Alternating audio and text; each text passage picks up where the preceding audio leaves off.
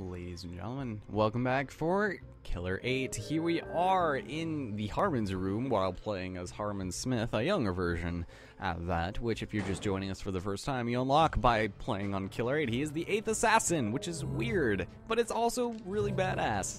So, in the last part, we just spoke to a mysterious disembodied head, and she was in the dryer. She seemed very complacent about our being there, so unfortunately we're gonna go and continue onwards into this area, and we got ourselves another. Ooh, this guy. Okay, ooh, that was close. Okay, for some reason that was weird. I thought my controls were inverted. You get a lot of thick blood for that, which is nice, but there's also gonna be a runner, and Iwazato here is just gonna be chilling. Or is he running? He is running. Okay, the volume on my television is a little low, and I got the yes. Oh, that's awesome. So you notice in the corner it says double. That means I got 2 critical points in a row. When they explode in blood particles like that, that means that you get extra blood for each consecutive time you hit an enemy's weak point. So, and it's very difficult to do on this because, you know, it's completely random where they are. So he's having strong doubts about Coyote. How dare you? The thief is like an organized crime outfit, all wrapped up in one. That sounds very convenient. He can pick any lock and there's no stopping him. It's like, geez, why wouldn't you? So he loves giant paddle. That's just a little bit too much information, man. And here he comes in the name of Harman. Interesting you should say that, Iwazato. For speaking no evil, you really do speak a hell of a lot of evil. So, we've got ourselves over here. Oh, darn! It's a giant padlock. Whatever shall we do? Why, we enlist the help of Mr. kind of pointless man, Coyote Smith. Now, something I didn't know for the longest time, that you could switch from the menu. That is something I didn't know you could do until probably the 4th level into this game the first time I played it, when I was like 13, or whenever the hell I was. I remember it was one of the first games that I ever bought with my own money, and I was like so excited because I was like, hey, this looks really cool, and I was 13, I was like in that weird rebellious age where I was starting to get into like rated R stuff and not like pornography or anything. So this guy, gonna be a little careful. His gun is not really the greatest. Oh shit, get back.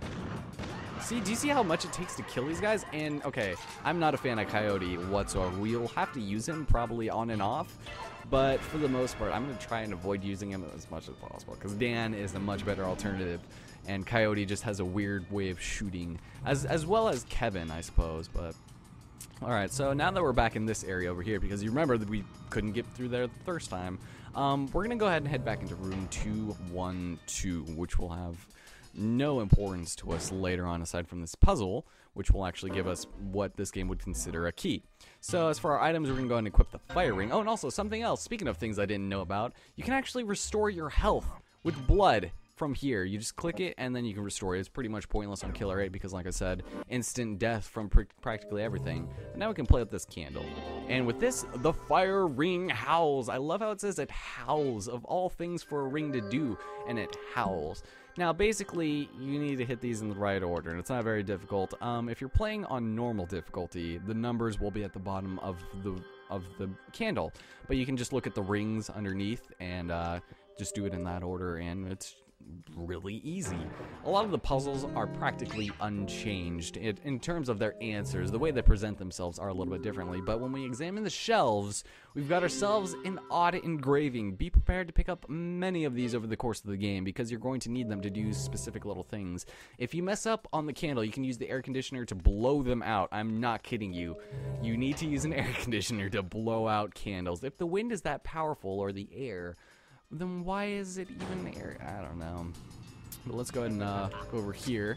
Oh, and that body is still just going to be there for a little bit. It doesn't really matter. Alright, death and death. More nothing? God. I just want to get a critical, man. That's all I ask. It's no big deal. I think the gun we have right now can hold 50 bullets, which is pretty hefty. And, you know what? We could have gone backwards, actually, now that I think about it, back through the door that Coyote picked, but we are already committed to this, so that's okay. We can also kill some more Heaven Smiles, because we're definitely not going to be doing enough of that over the course of this game. Whoops, accidentally pressed the B button, damn it. The quick turn on this game is really weird as well. So let's go into this hallway, and to the 3rd floor. I don't know why I would go to another hallway. Couldn't just go straight through the door, but it's okay. Small qualm in a somewhat lengthy game. Alright, so there's still going to be over here. I think there might actually be 2 here this time, or just 3. but the guy in front of us left, so I'm gonna be a little careful now. Alright, there's that guy. Wait, what the? Is that his weak point? I don't think it is. No. I don't know. Nope. Weird. So usually it's like a yellow, weird, like staticky piece of their body will be like just that color, and it's very unusual, but I don't know. Alright, come on. What the hell is that noise? That noise always gets me. Alright, is there not? Oh, there is. There's 4 of them over there this time. See, look, it kind of looks like their weak points on their head. It's probably just their dumb eyeballs. Yeah. Alright, give me a critical, man. Nothing? Alright, fine. What about this guy? Nothing. I should probably just go for their heads first. God, this thing has like the weirdest recoil. There we go. Alright, so now that we've got our fire ring, we can actually head into the washroom that we wanted to go to before, or the bathroom, or the restroom. I just say washroom to be sarcastic. Like, anytime someone asks me, hey, where's your guys' bathroom? I'll be like, oh, the washroom is just down aisle 9, far end on the left. So, nothing. Watch, it's gonna be... Yes! Yes! Okay, I was just gonna say watch it not be that, but check it out, it totally was. Alright, so, we've got ourselves an interesting dilemma here. We've got ourselves a toilet. Let's go in here. It's been a while, but we try and flush it, and lo and behold, the toilet has no water. That is really unfortunate. Oh man, you couldn't have told me that before I did my business. Actually, that's probably good for the environment. No, we have to take a look at the sprinkler, because the fire ring will howl once again. And we use it, and now there is full of water here. Isn't this a dilemma?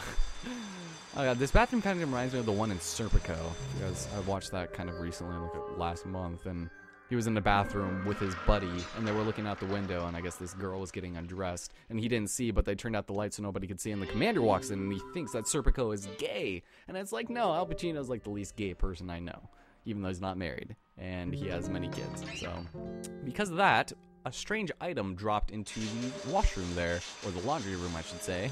And so we're going to have to go retrieve that now. Now, this kind of sequence of events where we have to activate one thing and then something else will happen in another room, that happens pretty often in this game, and it's just a matter of finding out what you need to do and with what items. Oh god, you're already coming towards me. Alright, well, I guess we could probably start taking you out. Sometimes they won't walk toward me, but for some reason, because I figured out what to do in this game, they're like, oh, we gotta give them a hard time. Anyone else coming? He better not be like hugging this wall here. Sometimes that's why I'm afraid to go around corners blindly, is because there's a bit of an animation for like aiming and then unaiming like that, like he puts his gun up. That's really irritating. Alright, so let's get out of here. So we gotta go pick up our second odd engraving so we can continue forward in probably one of the most convoluted ways this game really has to offer. There are more, which is not saying much, but there's no enemies in here yet. But we're gonna go head back over here into that laundry room, and hopefully all will be well. God, I didn't realize this game would be so... Sorry, I don't want to like detract from it, but it just seems like it's really kind of long-winded each level. Even though I know how to do these, and I don't know, speedrun this game could be really fun, but I don't know. It seems like it'd be frustrating to do on Killer8 unless you just went through as Harman, even though you have like Kevin Smith and Khan, and they're really fast. So once you have both engravings and your other soul shell, you're going to want to make sure you go back over here to the library once again. And that is so that we can, you know, do a little bit of librarian work. I mean, what else would we do in a library? And I didn't really make much note of it, but we can go over here and, oh no, we can't solve the mystery of the rainbow-colored bookcases. Whatever shall we do? Well, actually, we can go to this control panel, probably the most convoluted control panel of all time, because you put in 2 strange engravings to move the bookcases so the arrangement's complete. Yeah, good one, game. I like your reasoning, but we're going to be careful now because now we've got ourselves enemies, and they're going to be running towards us, so I'm just going to go ahead and kill them because I don't even care. There we go. Yeah, this makes it a little bit more feasible to beat this. Nothing?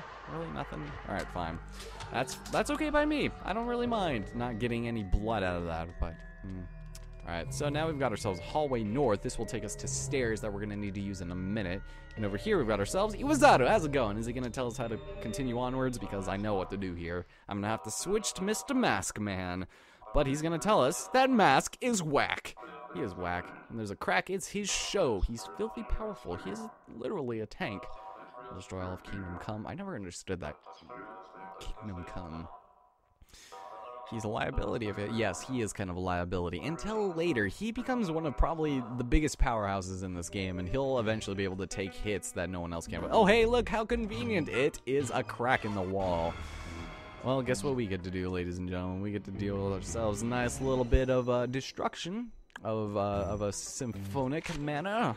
And I said that funny on purpose. But there's supposed to be a person there. Hold on. Oh, now he's there. Sometimes he's in the cutscene, which is funny. Now, basically what sucks about Mask is that there are going to be certain enemies later on that you can only kill with Mask. And when you kill enemies regularly with Mask, you don't get any blood on them, regardless of anything, which is kind of unfortunate. So I'm going to go ahead and use Killer8 for just a moment because, well, while she is really weak and very slow, she actually has probably one of the more useful abilities for getting the soul things, so I was gonna correct myself, but I ended up saying soul things anyway. Where's his head? Is that his head? She's being really wavery right now. Nope. Alright, fine. Are you just gonna explode? Can I get a nice little... I'm trying to imagine where they would be, like, on regular difficulty, but... Ooh, nope, nothing. Nope, not yet. Just exploded. Alright, that's fine. She also has the slowest reload of all of everyone, which is unfortunate. Is there someone else here? I hope not. There's usually two of them. Whatever. So let's go ahead and talk to this carrier pigeon, which again comes out of nowhere. Fine by me. Dear Amir, we have a problem. A terrible thing has happened. I can hardly believe it, but the money is not in my account. I need your help. You got my last message, didn't you? I trusted you. Now don't let me down. Promise me. Wire me the money immediately. $125 is peanuts, I'm telling you. The Smith Syndicate operates in strange ways. Garcian Smith manages the other 6 personas and mainly acts as a negotiator for work requests. This is true. Garcia never eliminates people himself. His role is to retrieve the bodies. Even if another persona is killed, it appears he is able to bring them back to life. Yes, if one of your characters dies, you will stay on that spot and you'll have to go back as Garcian in order to pick up the body, and then you'll go back to the nearest Harman room and resuscitate them. If Garcian dies, you get a game over and you have to start from the last save. So, yes, it's his hunch that somebody off stage is calling the shots and controlling Garcian. There must be a hidden mastermind separate from the active team. It's likely the mastermind assigns the jobs. Garcian is loyal, organization, middle... Okay, we get it. Alright, the Smith Syndicate is composed of 1 sensible person and 6 freaks. So, I've never seen the personas interact with each other. Soon I expect to unmask the myth behind this strange group. Let me contact you again. Johnny Gagnon. I don't know if that's how you pronounce it. Just the Gagnon just sounds dumb. And we obtained the courier memo. Very nice. Now, I want to be a little bit careful with Killer8, because she's kind of a weird character to use. Like I said before, she's basically your sniper, but she's also extremely weak and not very sensible for most purposes. So, the pain went straight up my spine and then back again. He's saying he enjoyed dying. That's nice. Alright, so we're going to want to remember that little tidbit for later. We head down this... No, now we have to head upstairs. So that room was practically pointless. Alright, I'm going to have... I wish I could wear my headphones while playing this game. Like, I could on, like, my Xbox and other games because I had, like, a little thing. But I'm playing on my Wii right now. And it's not working out too well. So I don't know why I decided to be here right now. I guess we could be here. I was thinking about doing, you know, a certain character and then just... I don't know, that was just dumb, though, because you have to switch them so often anyways. So, like, tighter than a tight. Alright, well, I guess there are other ways you could put it, but... Oh, I have offended my master with... Yeah, you call this a fool. In the words of Def Leppard, I'm not, but... just thinking about him drives me absolutely... So he's talking about the angel, quote-unquote, that we shot earlier. In the, he sends his unending parade of minions. This is actually the main antagonist he's talking about and our very first target, so it's kind of interesting. How many followers does he command? Beware of old friends. Take that to heart. In the name of Harman. Alright, so let's go back upstairs. Now we can head off to the 4th floor. I guess this is where the soul shell is. Alright, I'm the soul singer in a session band. There's also another Harman room here, I believe, which we can use to cultivate some more blood. And I think I kind of just have resigned myself to the fact that we probably are not going to be leveling up all of our characters as much. Harman seems like he's doing a good enough job being incredibly OP than I thought. So I might just save up my serum and then just use it all at once on certain characters, because like you guys saw with Dan's, you do get it multiplied after a while. Like right here I should say, like to upgrade your speed again, you need to get 2, and then when it's 4, you need 4, and just so on and so forth. So, let's take a look with Kevin for a little bit. Kevin, you only need to use, I believe, twice, and that's literally it. Otherwise, he's completely useless, but he is amazing because, like I said, you can go through enemies undetected and just completely skip them, which is a godsend in certain places, but there's some parts where it can kind of screw you up. But also, like I said, he doesn't need to reload his shots, even though, you know, the give for his throwing is a little bit slower than you might like it to be. Let's see. There's going to be nothing in here, but let's see. Alright, good. I was just thinking there probably was. Get away! Oh. What is this thing?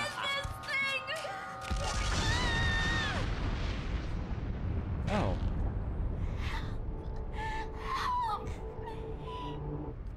I'm pretty sure that's how blood looks upon explosion from an incredibly close proximity to said explosion. It's like, yep, that's right. Oh, well, I guess her lower half is gone. Huh. Still doesn't explain the smearing, though. Alright, so through this hallway. Now, let's see. This is probably where I should be. Cade? They say it in the game, like, physically, and I just don't remember how they did it. Because I always would just pronounce it Cade. Okay, so Carmilla, once again. Carmella. Alright, give me some blood, please. Give me some blood. Give me blood. Oh, never mind. Alright, so yeah, you basically just never have to reload, which is really nice. But the aiming is really awkward as well. It's like purposely off-put. Okay, can you go away, please? Thank you. Alright, that's where that stupid critical was. Ooh. So you notice we only have 5 vials on the side, which is just really unfortunate. Let's go down this hallway and listen a little bit. Alright, so here's Iwasato going to tell us a little bit more about Cade. I'm just going to call her Cade, just because I can't do the enunciation right now. Watch out for Barefoot Cade. I've sensed this presence before. My ex-wife, Mizaru. So, Mizaru is the Hear No Evil. So, and right over there is Kika Mizaru. I forgot what it was. But press Y for Death Shower. Just you know, as an afterthought. My ex-wife is around here. By the way, press Y for Death Shower.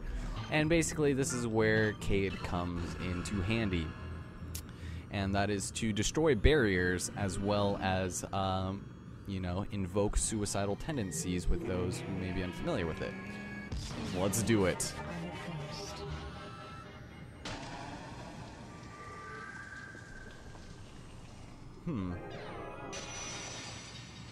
Interesting. God, my eye just got really watery right now, but we destroyed the barrier, and guess what we get? We got ourselves a nice little bullet, which is the soul shell. Very nice. Looks like a crab hand. I don't know. But we're going to need her again for just a moment because, well, I probably should switch to somebody who is not going to die when they get there, because I really have so little faith in Cade. She actually is useful for one boss, and I think that's the 3rd level. Other than that, I would not recommend using her in any variety. And we need Mask here. Fantastic. Well, that was a great waste of time there. I wish it was more seamless, like the transforming of enemies. I don't know.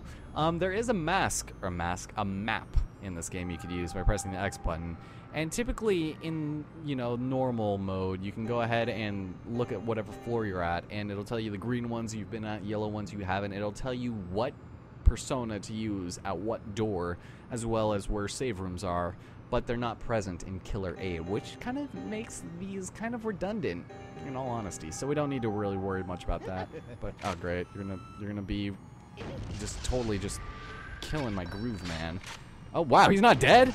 Holy shit, it takes 2 hits for Mask to kill those guys now. Oh my god. Okay, he might just be a lot more weaker than I thought, but that was kind of scary. He kind of just tanked through that. That's okay by me though, because you know what, we've got ourselves Harman goddamn Smith. And this guy is just a bat. Just look how he's dressed. Oh god. Alright, so there's actually going to be one on the right side and a Carmella on the... I keep calling her Carmella. I apologize. It's Camellia? But, hold on. Alright, so this one right here. Alright, let's see. What do you got? Nothing there? Nothing. Oh, nice. Are they just all gonna be on their right arms? That would be nice. Alright, then one just chilling here. What do you guys want to bet this is a headshot? Yes, no? Maybe so? Nope. Damn it. Alright, what about leg? Thigh shot? I said thigh. Oh, never mind. Shot off his leg. Ah, damn it. Alright, well that was the other one there. Hold on. So Camellia is gonna be on the left here. So I'm gonna be a little careful so she doesn't see us. See, she just gyrates. She doesn't hurt you, which is kind of cool. Well, let's see. Do I just pump her full of lead? And then, all right, let's take a guess. Let's say headshot on this one. No, maybe? Nope. All right, just thank you. Still not enough blood, but that's okay. So here is Travis. Yes, it is Travis. How's it going, buddy? Are you gonna tell me something else that we didn't know about Killer8? All right. Words written in blood. Obviously had a point to make. How so no now? How? No how? Only 2 letters are written in real blood. The rest are fake.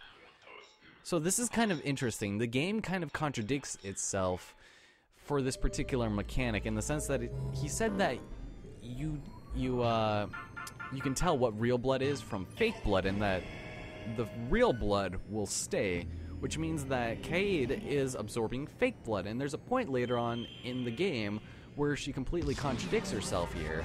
And so, unironically, by slitting her wrist and then spraying it on the wall here... Oh, does she? Did she? Wait, she didn't... Okay, never mind. I guess she didn't. But we get the blood for that.